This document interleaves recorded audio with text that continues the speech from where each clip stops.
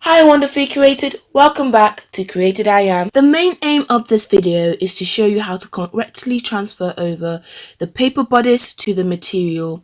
So there's certain tweaks and things you'll do to other types of shirts and tops we're not going to go through. We're just going to make sure that we can actually transfer it over properly. We've already measured ourselves, drafted a front and back block, an arm block and added seam allowance. Today I'm going to show you how to take all of that and transfer it over to material to make a basic top with a zip. If you missed any of the previous videos, they're down below. Let's get started. The first thing you want to do is make sure you have enough material. So take your front and back block and place them on some material, imagining that you have 4 pieces laid down, not just 2. Then cut out 2 rectangles that are double the width of your front block and your back block. You also want to do this with your arm, but we'll look at that later. What I've done for my first material is cut off any part I know I don't need. As you can see, I was very economical with my cutting. The rectangle is just right once folded. I advise you to give yourself a bit more room, especially if this is your first time. Like I've done, you should have folded your rectangle in half.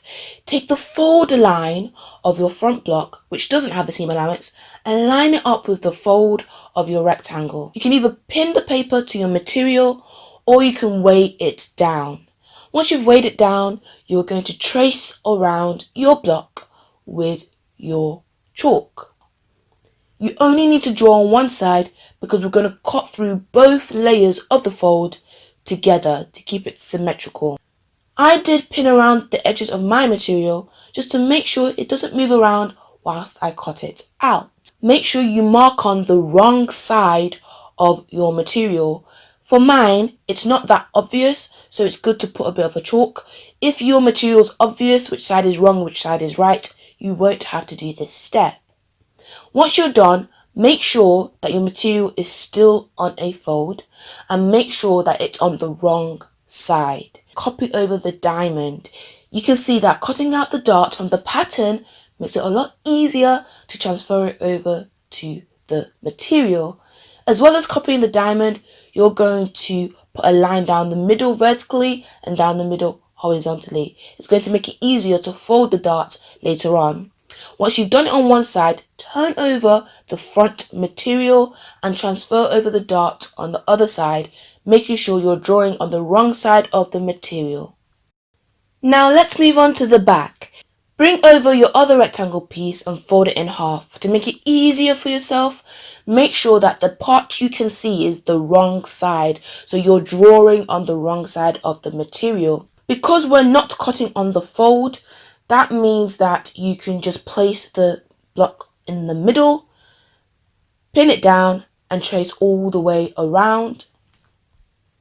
Also trace the dart, making sure that you draw your line down the middle horizontal and middle vertical of the kite or diamond. Flip both pieces around so that you can draw the dart on the other side as well, just like you did the front piece. Then you should have 2 identical reflective pieces that you're going to sew together to make the back. Next, let's make the arm piece. You need to do the same thing. Take the arm piece, open, and make sure you have a rectangle that's more than double the size of the width of the whole arm and back when open. This is so that you can cut the left arm and the right arm together. Just like before, make sure that this material is the wrong side facing up. Now, because this was experimental and I was just drafting out these measurement ideas for this bodice block, I did not do the arm the full length as a normal piece because this is just a draft. So as you can see, my arm length is a bit shorter than my actual block. You would not do that. You trace all the way around and then carry on. Once I traced all the way around, I cut it out, so I had 2 pieces for the back. Once again, I made sure I marked on where the wrong side was, and I also tried to make sure I marked on the front and the back by putting a dash on the front and 2 dashes on the back on the wrong side. Now let's sew. Take your 2 back pieces and open them up. Make sure you have the right sides facing up. Then take the front piece and put the right side facing down. The right side should be together, should be able to see the wrong side. What you're then going to do is match up the shoulders. That means the back is going to have to overlap because of the excess.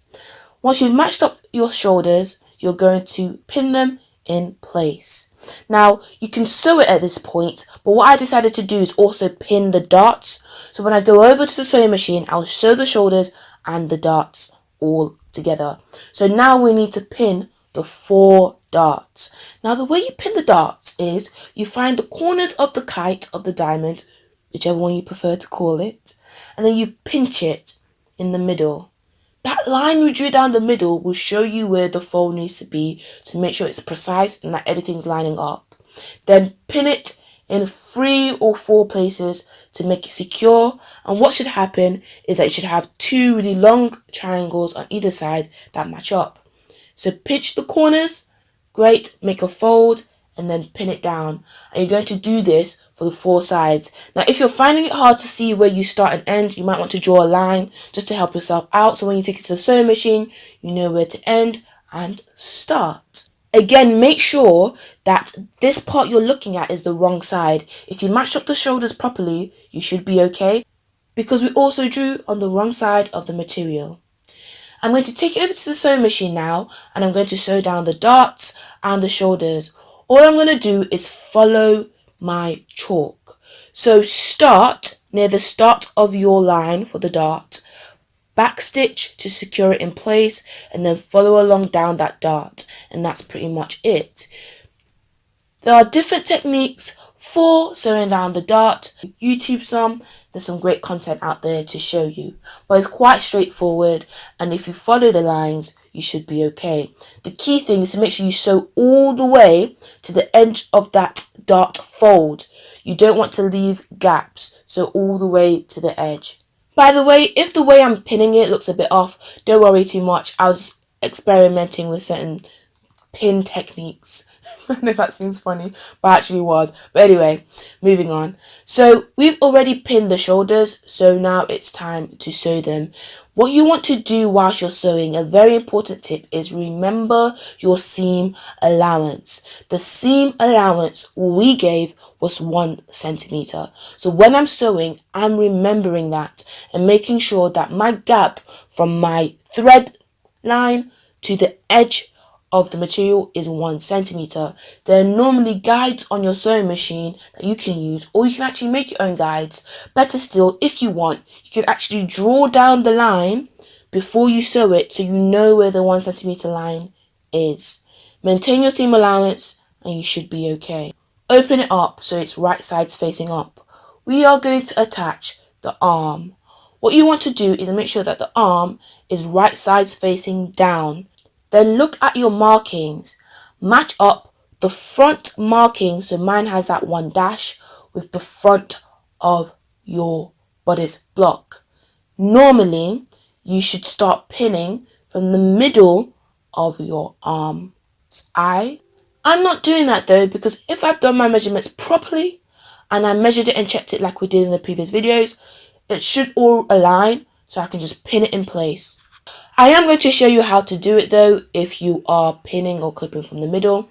Find the middle point of the arm side by folding it, lining up with the shoulder seam, and then clip or pin it either side, making sure the right side is facing down. You match up the front and the back, and then curving it a little at a time to match it all up. Once you're done and you take it to the sewing machine, again it's normally advised to start in the middle. As you can see here though, I did not start in the middle. I start at the start because again, if my measurements are correct, I should just be able to sew all the way down, everything being very well matched up. If it's off, maybe by a centimeter, nothing much more than that. Do that for both arms.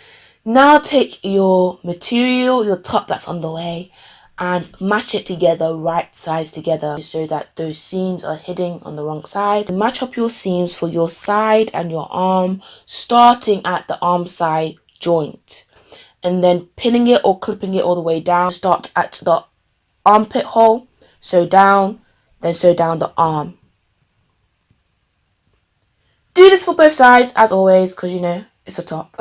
So let's look at attaching the zip. Your top should be right sides facing up. I would advise you to mark on your inch allowance on the right side of your material on your back piece. I've just done it on one side, but you can do it on both. I will show you how to attach an invisible zipper. If you want more information, there's lots of content out there that you can watch about attaching normal and invisible zips. What is normally advised for you to do is to unzip it, open it up a bit and iron it on low heat. I'm not doing that because this was a draft piece, so I have not ironed mine down, but I do advise you to iron yours down. Take your invisible zipper and put the right side of the zipper, the part where you can't see the teeth, and make sure that's touching the right sides of your material, which is currently facing you. Right sides together. Line it up with the seam line you added and unzip it. Notice how the zipper, but it does not end at the end of the zipper. They normally give you a bit of tape, which is excess material after the end of the zipper teeth. You do not want the zipper teeth to match up with your neck. You want that additional tape to take up some of that space. Where the zipper tape starts, the excess material, I've matched that with my neck. The excess tape is about 1 centimeter, which is what my seam allowance was. If you match the end of the zipper teeth to your neckline, you're going to find it very difficult to actually finish the neck by folding it in later. Pin the zip down and then sew down as close as possible to the zipper teeth, making sure that you backstitch at the start and backstitch at the end. Start all the way at the top where your neck seam is with the excess tape, and then sew it all the way down, being careful to hold down the zipper teeth.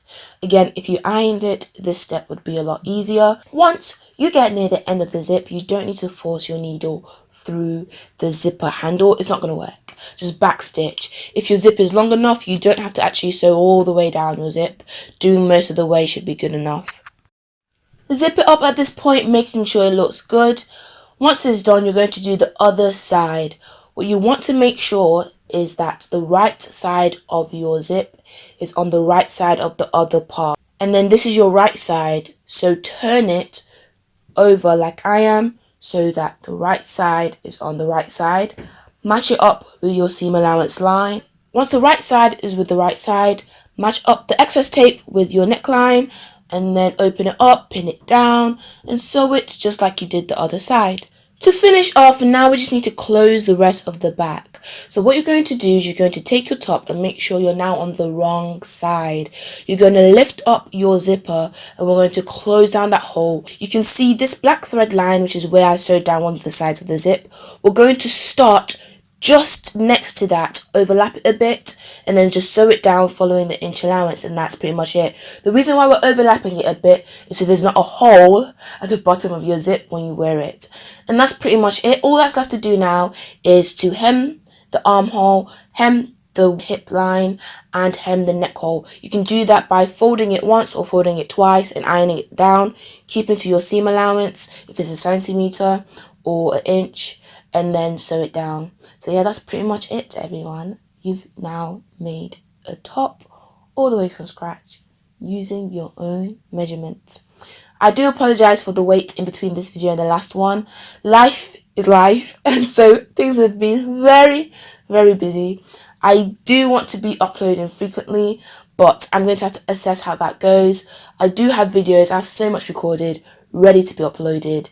As I'm learning, I'm also sharing. Thank you so much for the feedback, for the constructive criticism, for the thank yous, for those people writing in different languages. It's been very nice using Google Translate to find out what you're asking me or to see your comment.